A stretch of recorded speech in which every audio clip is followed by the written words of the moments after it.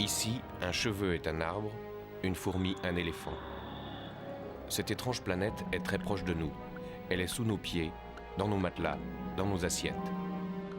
C'est une jungle microscopique qui, à son échelle, a ses lions, ses antilopes et ses charognards.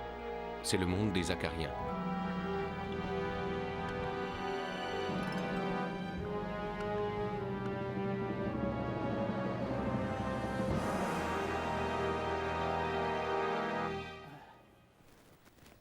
Le professeur Glenn Needham a créé une brigade anti-acariens face à la psychose de ses patients.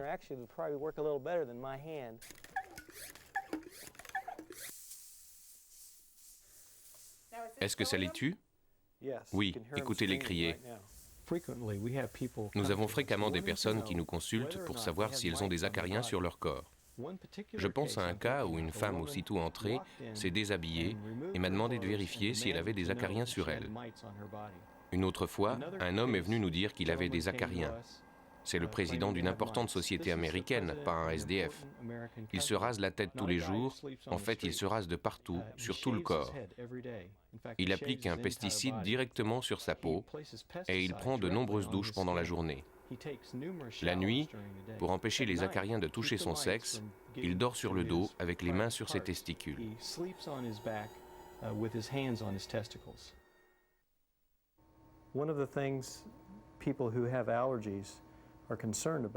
Ce qui est important pour les personnes allergiques, c'est de savoir si elles ont des acariens qui vivent sur leur peau. Grâce à un gros plan, avec cette caméra spéciale, vous pouvez constater que c'est comme une forêt là-dedans. Oui, mon Dieu. C'est effrayant, regardez, est-ce que vous voyez? Oh, c'en est un? Oui. Alors d'où viennent les acariens? C'est quand mes peaux mortes tombent? Oui, ils sont postés là en attendant que ça tombe pour prendre leur goûter. C'est assez laid. Pour la première fois, grâce à de nouvelles technologies de microscopie électronique permettant de grossir plus de 25 000 fois, nous pouvons pénétrer dans l'intimité de nos nuits. Notre matelas ressemble à une véritable jungle. Ces plantes gigantesques sont des moisissures qui prospèrent rapidement grâce à notre transpiration. Les acariens des lits sont presque impossibles à observer à l'œil nu. Pourtant, ils pullulent. 2000 à 15 000 acariens par gramme de poussière. Ils prennent pour apéritif des moisissures qui leur assurent une meilleure digestion de nos peaux mortes, car c'est notre peau qui les intéresse. Nous perdons chaque nuit 3 grammes de peau morte. Une aubaine pour eux, mais pas pour nous, car s'ils consomment, ils défèquent aussi régulièrement et leurs excréments sont allergisants. Souvent, c'est la crise d'asthme.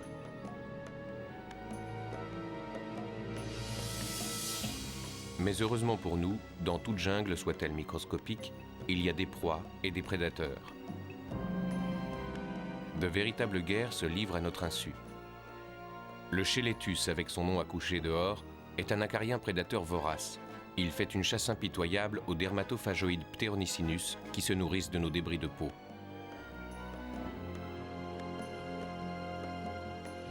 Le mâle prédateur exhibe d'énormes pinces qui lui servent pour attraper sa proie.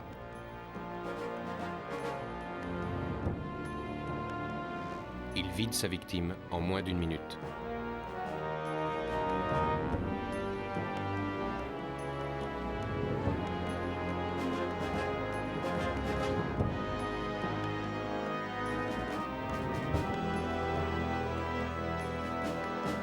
La femelle prédatrice est tout aussi redoutable. Si ses pinces sont plus courtes, son rostre est extrêmement perforant. Elle l'utilise comme un rhinocéros qui encorne sa proie.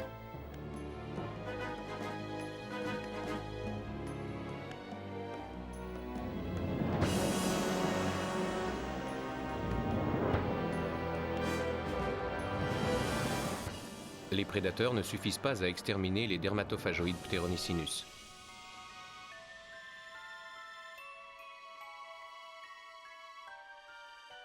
Il est vrai que ceux-ci organisent dans notre lit leurs ébats amoureux et même de véritables sauteries. Glenn, lui, est devenu la proie des journalistes de radio. On ne peut pas savoir en regardant un appartement ou une maison s'il y aura des acariens à l'intérieur. Dans cet oreiller, pensez-vous qu'il y a des acariens de poussière? Eh bien, on peut les trouver dans les oreillers. Et ce qu'il faut faire, c'est utiliser un aspirateur pendant 1 ou 2 minutes au-dessus d'une zone déterminée pour collecter les acariens de poussière.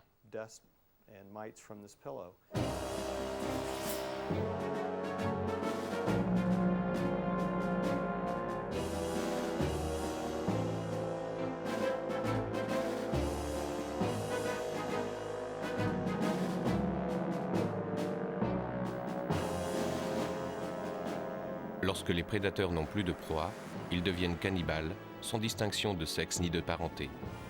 C'est alors l'hécatombe.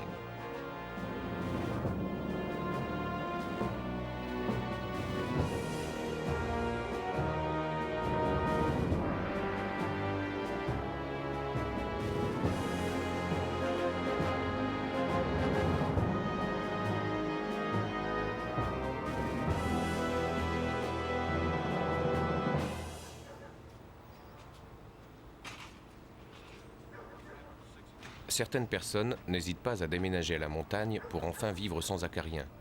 1500 mètres, c'est l'altitude minimum conseillée par Glenn. Une fois, c'est un cas extrême, pour s'en débarrasser, une personne a vidé totalement sa maison et a mis le feu à ses affaires. En tant qu'expert en acariens, cela m'attriste beaucoup de ne rien pouvoir faire contre cette maladie. Les États-Unis sont devenus la Mecque de l'acarologie, grâce à leur centre international consacré aux acariens. On a répertorié près de 150 espèces dans la poussière des maisons et un lit écossais infesté de 22 000 acariens par gramme de poussière. Mais les acarologues recherchent encore des malfaiteurs. Les acariens constituent plus d'un demi-million d'espèces.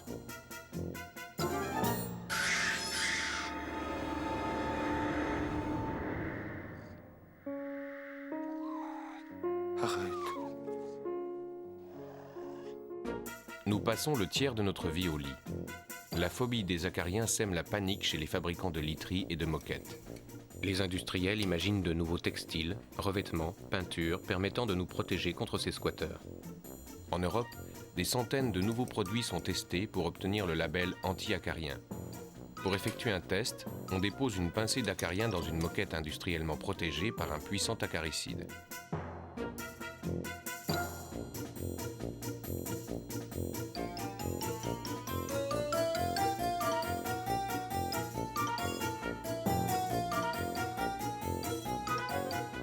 Les échantillons reposent plusieurs semaines dans un lieu recréant tous les paramètres favorables à la multiplication des acariens.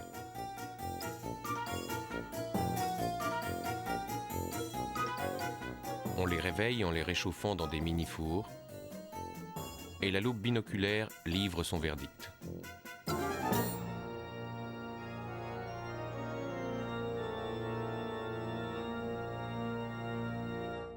Ouh là là, qu'est-ce que vous avez des artisans? On va voir si on en trouve quelques-uns.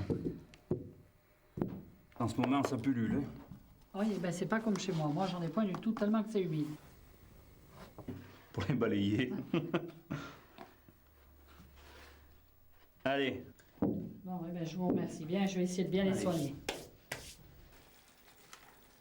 Si certains s'emploient à exterminer les acariens avec une panoplie de haute technologie, Marinette, elle, s'efforce quand vient l'hiver de les ressusciter.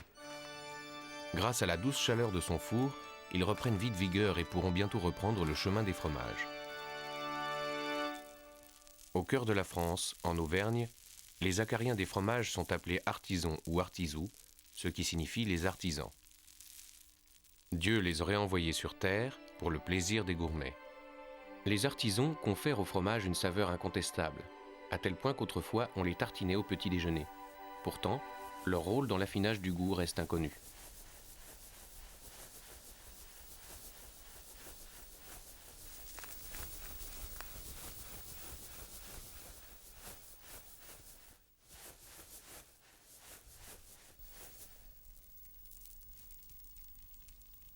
Grâce aux bons soins de Marinette, ces acariens prolifèrent.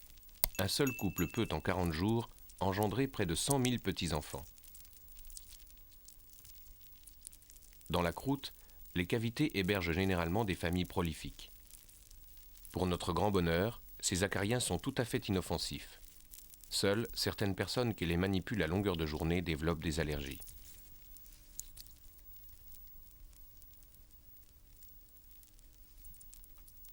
Bon, Joseph, on va un peu mieux. Bien sûr. Ça fera descendre les artisans. Allez, va, écoute-en un peu, je partage avec... Avec moi. Voilà. Il est très un peu, toi? Oui, donne-moi un peu. Plus mieux? Oui, plus mieux. Ah ouais. Ça fera descendre On un est peu. ramassé là. Il est très bon. Bon, alors je vous en mets Oh, bah, 2, écoute. 4. Oh oui, 4, ouais. Parce Quatre. qu'on a toujours dit que les artisans se mettaient dans les bons fromages. Ah, Voilà. Que tout le monde ne peut pas avoir des artisans Ah, chez c'est- soi. Parce que nous, on n'enlève pas la croûte, hein, on mange tout. À ce côté-là. Eh, Pas de problème. Mais ça ne passe là. ça valait pas les vôtres. Hein. Ça a du goût. C'est bon, hein. Eh ouais. Marinette n'arrive plus à répondre à la demande. La qualité artisanale de ces fromages velets fermiers se transmet de bouche à oreille et ça lui suffit. Chaque samedi matin, les fromages aux artisans se vendent, même sous la pluie, n'en déplaise aux artisans.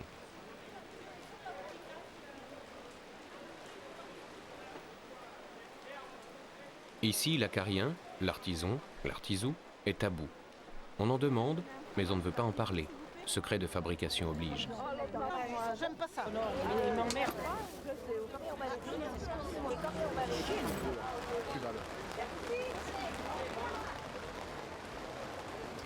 L'artisan se vend sous le parapluie.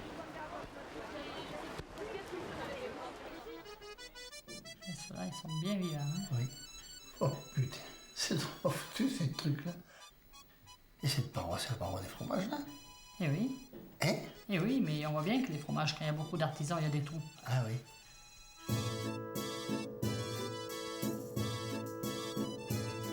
Les acariens du fromage, artisou pour les auvergnats et acarus sirop pour les scientifiques, sont d'une certaine façon des animaux sociaux. Ils vivent en groupe, adultes, petits et bébés.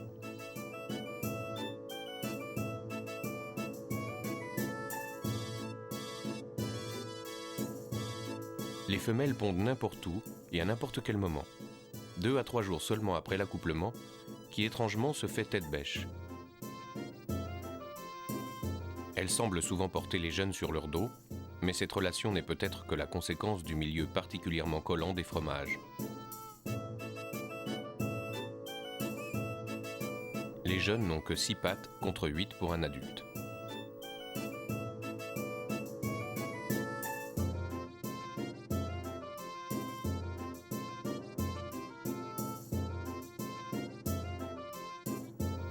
Ils devront passer par différents stades de métamorphose pour devenir adultes. Après leur mue, ils abandonnent leur vieille peau. Certains auvergnats diront peut-être qu'elle affine le goût.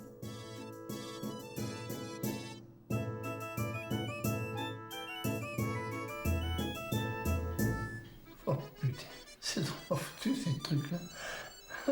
On distingue ni la tête, ni le... Ouais, c'est ouais. tout le... Si, la tête en Oui, mais enfin, c'est un ensemble, hein. Drôle de bestiole. Regarde un peu, Ah oui. il mange avec son nez. Ah oui. À la grande différence des insectes composés d'une tête, d'un thorax et d'un abdomen bien marqués, les acariens forment un tout. Leur tête, tout en étant mobile, est indivisible du corps. En fait, il s'agit d'un organe composite, une sorte de groin regroupant la bouche, des mandibules appelées chélicères en forme de pince ou de pointe, et d'appendices palpeurs.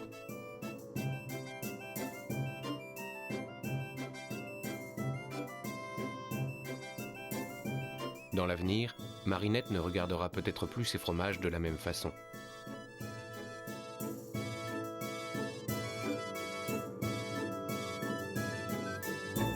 Regarde, On ne le voit pas là. il traîne des petits bouts, hein, On le voit pas là. du tout.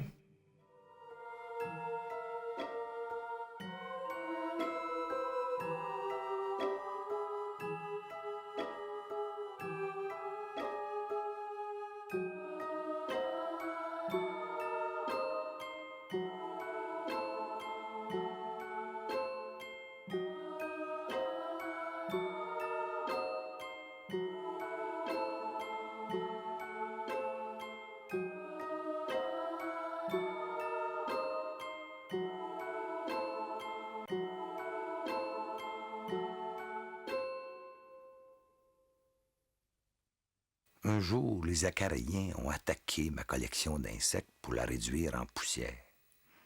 Il me fallait choisir entre mes acariens et mes insectes. Quel dilemme!